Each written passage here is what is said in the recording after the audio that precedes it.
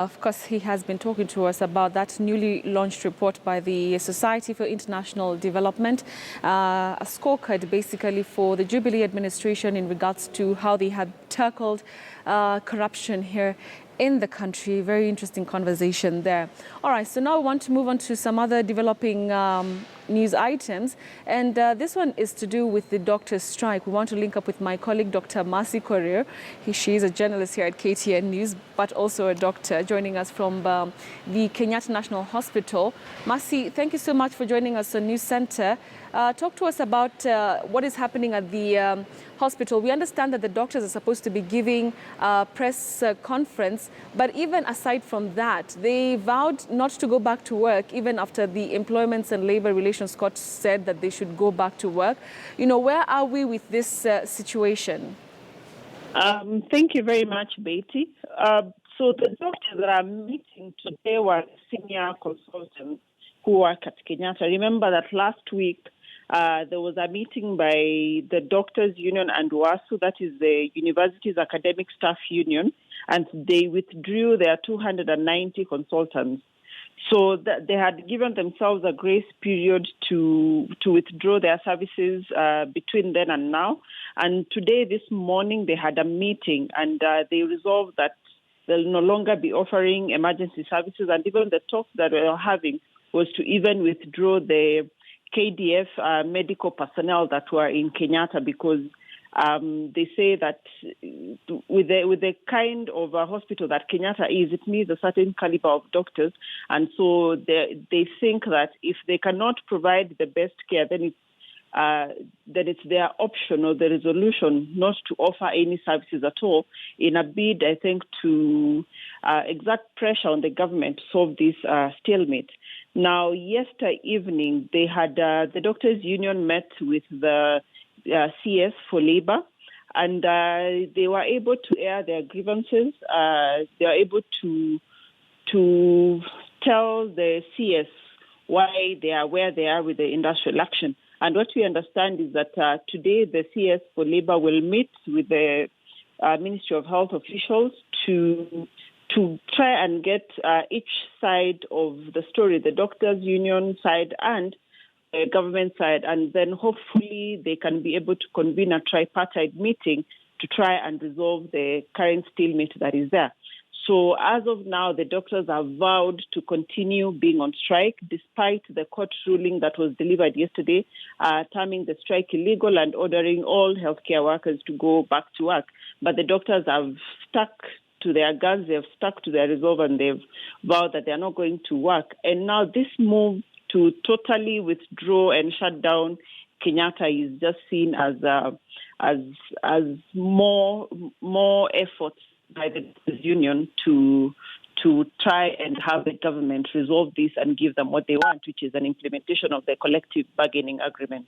Right, Mercy. Now, you said something. You said stuck to their guns, and indeed the doctors have stuck to their guns in regards to their demands. Are they willing to meet the government halfway? Because the government was very clear that, you know, implementing the 300% salary increase would not be very comfortable or what you call it, possible right now.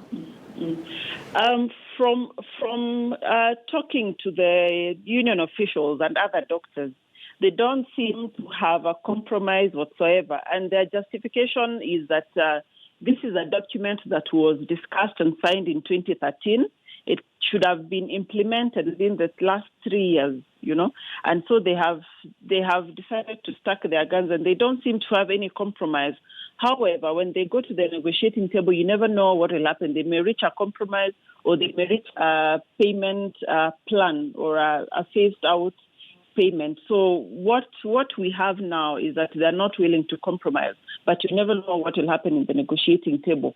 And so one other thing that we have learned today is that they will be incorporating some of these senior consultants in the negotiating team between the union officials and the government. So we will see what happens during the negotiations. But as of now, the doctors have vowed that it's either their CBA and the 300% or nothing. Betty. All right, finally, let's talk about the clinical officers, because there's a lot of conversations, about the doctors and the nurses who are meeting the Council of Governors this morning. What is happening with the clinical officers? Because, like you mentioned to us a few days ago, they also play a major part, in the operations in the hospitals. So what is happening with them? Are they still out of work? Have they gone back? Are there any talks between them and the government? Okay, last discussions we had with the clinical officers, they were still out of work. But, however, we've seen that major discussions and major focus has been on the nurses and on the doctors. And the clinical officers have themselves been feeling that they've been left out of all this, and their demand was just for harmonization. But we think that the major headache for the government has been with the doctors and with the nurses, and that's where they have focused their energies on. But we'll keep monitoring the clinical officers and finding out if at all there are any discussions. But as of now, we don't know of any discussions between the clinical officers and the government. But it's something that we'll keep tabs on so that we see how that develops. Betty. All right, Mercy, just before I let you go, last week, was it Friday, we had some doctors from KDF visit, Kenyatta National Hospital. Is that happening right now, or is it just a one-off? And how can you describe, the situation in a big hospital like K&H right now? Is it a complete paralysis still of medical services there? Betty, the services in Kenyatta have been going down. Okay, I've been doing. Remember that Kenyatta, in any day, they have 2 public emergency units, and in a day they see 350 patients. But now they're seeing under 20 patients, and the last number we had was 16. So you can imagine that is almost grinding Kenyatta to a halt. And now with the doctors now withdrawing their services, because they said they have been doing emergency cesarean sections and they will withdraw this. So for Kenyatta, this will progressively grind it to a halt, because they basically compare 350 and less than 20. That tells you that there's basically no services being offered there. And the KDF medical personnel are still offering services, but it's just those really critical or emergency services, or those few that come in there. But really, comparing the capacity of Kenyatta and what it's offering now, I think we could safely say that it's slowly grinding to a halt. All right. Thank you so much, Dr. Mercy Karu. They're reporting, like she mentioned, we're waiting for a press briefing by the doctors' unions, and we'll be getting to hear what they have to say. Remember that they have just met the Labour CS, and we'll be getting to know if there's any success, actually, with the talks between the two parties. All right. So, meanwhile, it's not all gloom for the nurses' strike. They are expecting to end it today. This morning, however, they're signing recognition agreements with the Council of Governors. And like I mentioned before, our reporter Caroline B has been on that bit, and she spoke to the union officials in the last hour. Let's just listen into what they had to say. I think today is the happiest moment of our lives as nurses, that we started a journey in 2013 where we wanted to be recognized as a union by the county government, especially when they came into being. As the Kenya National Union of Nurses, we came into being in 2013, where we were recognized by the national government. But by that time, the counties were still in its informative stages. They were still young. So when they came on board, they demanded that we do a recognition agreement with them. It has taken us close to 3 years. This is the journey that actually is culminating in the signing of the recognition agreement today with all the 47 county governments. We are happy that now at least we are able to put in place a framework for formal engagement, that going forward we shall not be having all this industrial action, because we put in mechanisms that whenever there are issues, we must come to the table and iron them out amicably. So today's expectation actually is only one agenda, that we sign recognition agreement. Yeah. This one is a milestone of the union. It's long overdue. It was supposed to have been done like yesterday, but we appreciate the day. It will go in the history books of the nurses that today we signed the recognition agreement. It has been a hindrance to bring these people together. It was not possible. But now we have seen it. The reality has dawned to them that there was need to sign the recognition agreement, and we appreciate the day.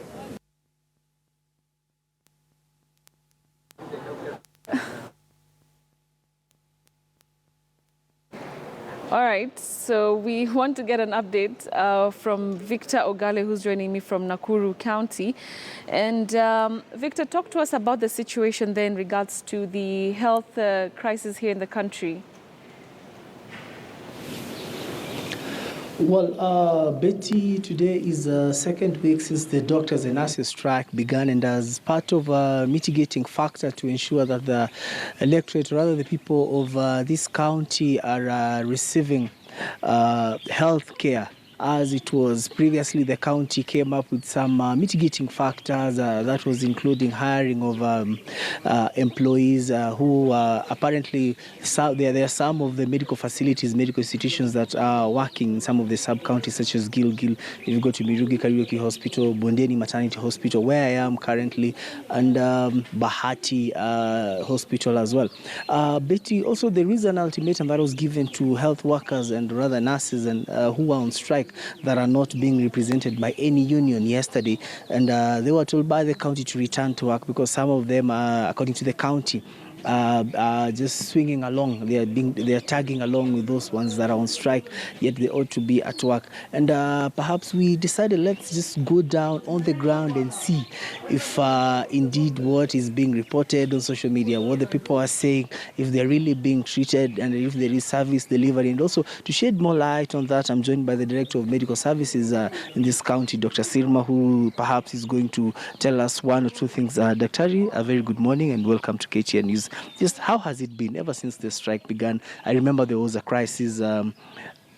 No nurses in the hospitals, no doctors. I remember the first week it was hectic. Whatever I was going in the media was hectic. How has it been so far? Okay, what I can say for now, we've tried to open up some facilities, especially to handle maternity cases in Nakuru County. And within Nakuru, we have at least three facilities. That's Bondeni, Langalanga, and Mirikwi Kariuki that are attending to those patients who are in need, who cannot afford to go to the private facilities. Any patient that walks in these facilities, they are attended to, but this is mostly those who want to come and deliver and those who have some small complication during pregnancies. So at the moment we are at the Bondeni maternity, which I can call it is an equivalent of Pumwani of Nairobi. It's a mini Pumwani. It's except that we only don't have a theater here, but we are conducting deliveries. We have been conducting deliveries before the strike. We we're delivering around 10 per day, and it's a total of 300 every month. Dr. Riva, may cut you short. I understand apart from Bondeni, we also have Langalanga, which are the two institutions that are doing deliveries. Maybe is it being overstretched because initially we had many institutions, including the Provincial General Hospital, the Level 5 County Hospital, but now you have two small institutions. How are you coping that to ensure that the people who come here get proper service delivery? We are not strained because we've recruited around 120 nurses, and we had the former municipality nurses that are 7 that are working full-time. So actually they are not very much strained because we used to have around 20 nurses working in this facility before, 14. And they are not complaining. At least they're able to cope for now. Well, I was at the Mirugi Kariuki Hospital a while ago. I also went to Langalanga Hospital, which is just a kilometer away or 2 kilometers from here where we are. And issues to do with perhaps vaccination of children, because you understand also at some point the health workers also joined in the strike. Maybe how has it been so far? I forgot to mention other services that are being offered in these 3 facilities is the MCH, the antenatal clinics for mothers. Immunization is ongoing from Monday to Friday, and we have vaccines in plenty in our stores, so nobody can complain. So what we can say is that we do not have exactly 100% as it was previously, but you, who the people in the county or the people in charge, are trying to ensure that you get to that 100% mark. What I can say, nobody is denied services. Anybody that steps in these facilities are given full services that they require. Apart from, there's a notion outside there that doctors, nurses are on strike. So it's expected that the number of patients who attend these facilities are few. But they are growing in number day by day. Yeah. Okay, well, I'm going to talk to also another gentleman who's in the Public Service Board, Mr. Gitau, who was part of the recruitment process. I just ask you to move closer. Perhaps there is one question that everyone is asking, recruiting 120 nurses within a very short span of time. How did you manage to do it, Mr. Gitau? I want to say, in the first place, I'm a member of the Health Committee in the County Assembly of Nakuru, and money had already been put aside to solve the understaffing in various cadres in the health sector. And the strike came when this process of recruitment was ongoing. And one of the grievances that the doctors and nurses in Nakuru had was the issue of understaffing. So in the last 1 week, the county government, through the task force formed by the governor, where I'm a member, we have been able to sort out the issue of understaffing in these facilities. And the fact that we have very many patients here in Bondeni coming for these services in the last few days, it shows that the strike is actually fizzling out. Most of the nurses have come to work, and including our own recently recruited nurses, I would say the services are back to normal in most of our health facilities in Nakuru County.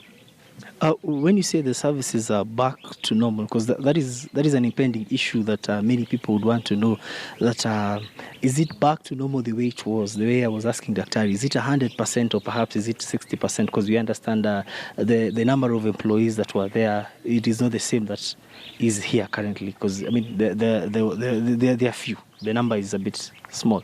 I wouldn't say that it's 100%. Because the strike is still on. There are still those who have the hardliners. They are still out there.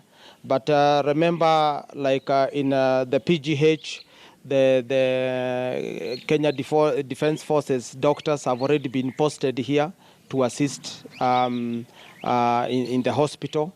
We have the recently recruited nurses. And in fact, most of the cases they are being handled nicely.